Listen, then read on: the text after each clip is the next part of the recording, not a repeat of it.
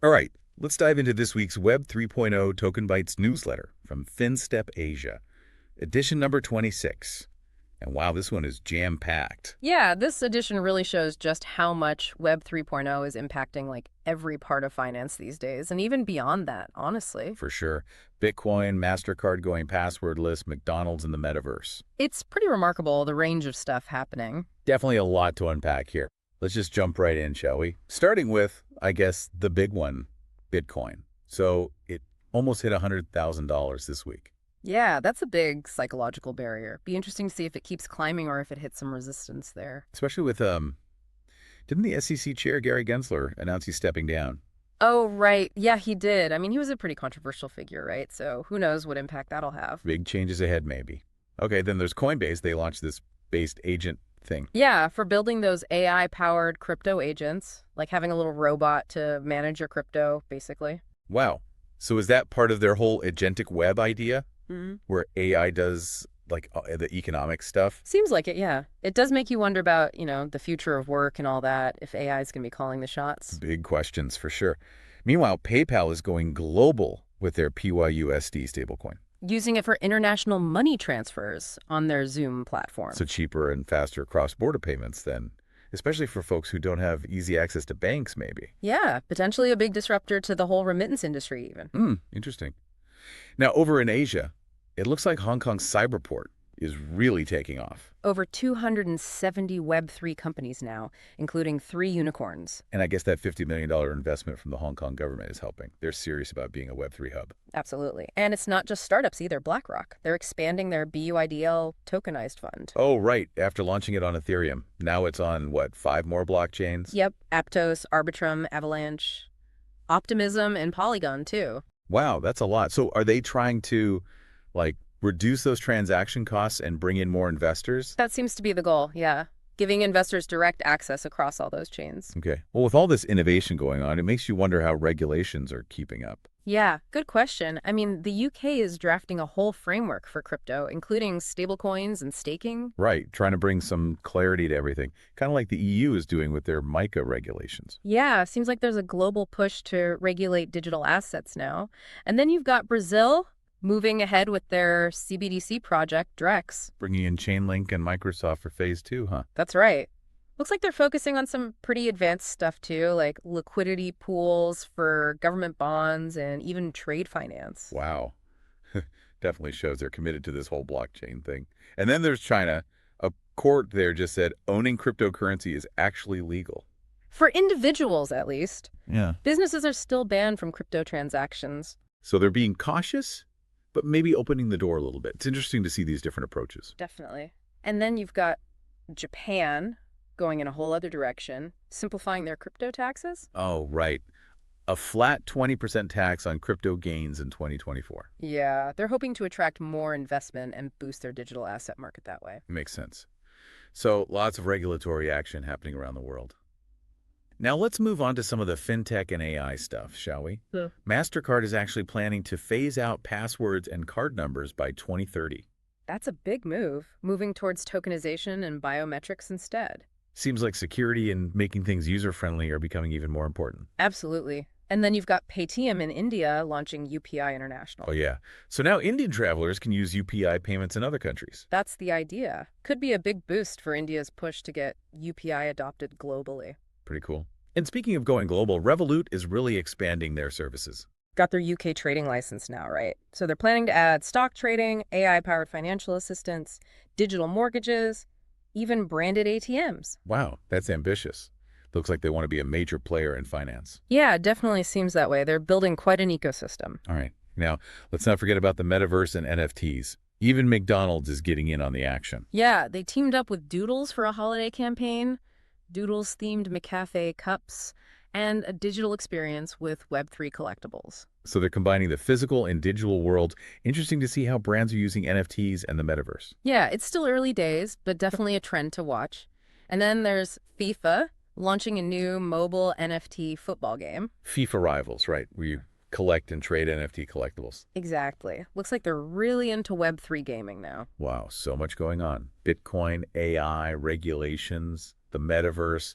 It's a lot to take in. It really is. The speed and scale of innovation in Web3 is just incredible. It's a global phenomenon now, changing things in so many different sectors. Yeah, no doubt. And it's all happening so fast, we need to stay on top of it all. But let's take a closer look at some of these legal things next time, shall we? Yeah, good idea. There are a lot of interesting legal questions popping up around NFTs and all this. Definitely worth exploring further. So, remember the lawsuit against OpenSea, where people said they were selling unregistered securities? Oh, yeah. What happened with that? Well, it seems like it's been dropped. The plaintiffs agreed to arbitration. Oh, so OpenSea kind of got their way then. Yeah, they pushed for it. Hmm. So we won't get any big legal precedent from that one. So no clear answers about how NFTs are regulated then? Not from this case, no. But the lawyer for the people suing did say they wanted to start a conversation, I guess. About how to regulate NFTs. Makes sense. It's a whole new world. Yeah, exactly. Especially with, the political stuff changing all the time. This whole debate is far from over. Definitely. Okay, well, on a different note. Yeah. The graph. They introduced this GRC20 standard, right? Yeah. For organizing and sharing information, like a common language for Web3, sort of. Interesting. So better communication between all the different Web3 platforms. Exactly. It could be huge for interoperability and, making that whole interconnected Web3 ecosystem a reality. Yeah, breaking down those walls. Makes sense. Okay, what about Shaq? What happened with his NFT lawsuit? Oh, right. That one was about his Astral NFT collection. Yeah, and that Galaxy token? Did he go to trial? Nope. Looks like Shaq settled for like $11 million. Wow. So even celebrities aren't immune to these NFT legal troubles. Apparently not. Okay, so lots of industry reports in the newsletter this week. Yeah, anything catch your eye? Well, the BIS, they talked about how these retail fast payment systems are really driving digital finance, especially in developing countries. Well, interesting. So more people getting access to financial services then. Exactly, helping with financial inclusion and all that. And then there was this report from the Cambridge Center for Alternative Finance. Oh, yeah. What about? They were looking at the state of open banking and open finance globally. How's it looking? They said there's been progress, but open finance adoption has been slower than they expected. Right. It takes time for these things to really take hold, I guess. Yeah. And for all the regulations to catch up to. Yeah, definitely. Then there was ESMA. They put out a report on moving to a T+1 settlement cycle in the EU. Oh, yeah. Trying to speed things up. Exactly. They recommended implementing it by Q4 2027, to improve efficiency and reduce risk. Makes sense. So faster settlement times, what kind of impact could that have on the markets, do you think? Well, it could reduce counterparty risk and liquidity needs, which is good for investors. Makes the whole market more efficient, hopefully. Interesting. Okay, then there's the sustainability stuff, which is, pretty important these days. Absolutely. IOSCO released 2 reports, actually. One was about improving transparency in climate transition plans. Right, making sure companies are being clear about how they're going green. Exactly. And then the other one was about those voluntary carbon markets. They came up with a bunch of good practices to make sure they're actually working properly. So those carbon credits actually represent real emission reductions, right? Important stuff. For sure. And then there was the FSB. They're talking about global progress on climate-related financial disclosure standards. So everyone getting on the same page. Yeah, basically. And then we can't forget about AI. It's the big topic of the year. The FSB had a report on the financial stability implications of AI, which is definitely something to think about. Yeah, it's got so much potential, but also some risks too. Exactly. They were saying we need better monitoring and regulations to deal with those AI-related risks. Makes sense. Yeah. Okay, so how about more practical uses of AI? Anything on that? Oh, yeah. AFME wants the EU to lead the way in DLT and tokenization. Oh, right. They talked about creating a technology financial infrastructure to make capital markets more efficient and all that. Yeah, basically. Trying to make the EU a global hub for blockchain innovation. Ambitious. I like it. And then there's the EBA. They're working on the 2025 EU-wide stress test. Yeah, to see how those banks hold up under pressure. Important to make sure the system is resilient, right? Absolutely.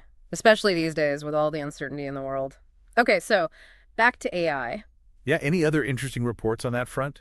Tech UK released a report about AI assurance tools for implementing ethical principles in the industry. Oh, interesting. So making sure AI is used responsibly. Exactly. It's all about safety, fairness, and accountability. Yeah, definitely important. And what about regulations for AI? Anything new there? The Hong Kong SFC put out a circular about using generative AI language models.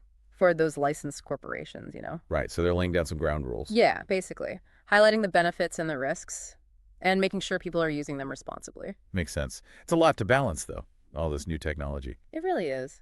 But it's fascinating too, right? The future of finance is being shaped right before our eyes. For sure. Okay, let's switch gears a bit now. Talk about some of the bigger trends we're seeing in Web3. So I've covered Bitcoin going up, MasterCard ditching passwords, all those regulations, fintech stuff, AI, even a bit of the metaverse. Web 3.0 is definitely changing things fast. No kidding. It's hard to keep up with it all sometimes. There was one report from the BIS that I thought was really interesting about those decentralized exchanges, the DEX. Turns out most of the liquidity on those platforms is still coming from big institutions, not everyday users. Oh, really? So even in DeFi, the big players are still in control. It seems that way, yeah. Which makes you wonder, how decentralized is it really? If a few institutions can manipulate the market, that's not very decentralized. Yeah, true. It's supposed to be about giving power back to the people, right? Okay, well, what about regulations? Anything new there? The Hong Kong SFC, they put out a report on using RegTech for anti-money laundering and counterterrorism financing. Oh, right. So using technology to help with compliance. Exactly. It can help make things more efficient, reduce errors, free up resources, all that. Makes sense. But are there any downsides to using RegTech for this stuff? The report mentioned a few things to watch out for, like making sure there's proper governance, cybersecurity, managing those third-party vendors. Right, so it's not just about throwing technology at the problem. You have to do it carefully. Speaking of technology, any other interesting AI stuff you wanted to mention? Yeah, actually, the UK government released a whole playbook on using AI in the public sector. Oh, wow. So they're really embracing it. It seems like it, yeah. It's meant to help government officials understand AI better and figure out how to use it in their work.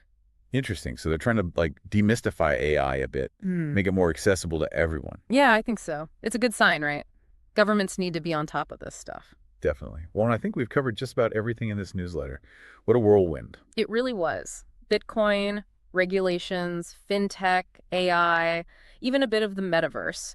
It's incredible how much is happening in Web 3.0 these days. And it's only going to get more interesting from here, I bet. So, listeners, stay tuned. We'll be back next time with another deep dive into the world of Web 3.0. Until then, keep exploring, keep learning,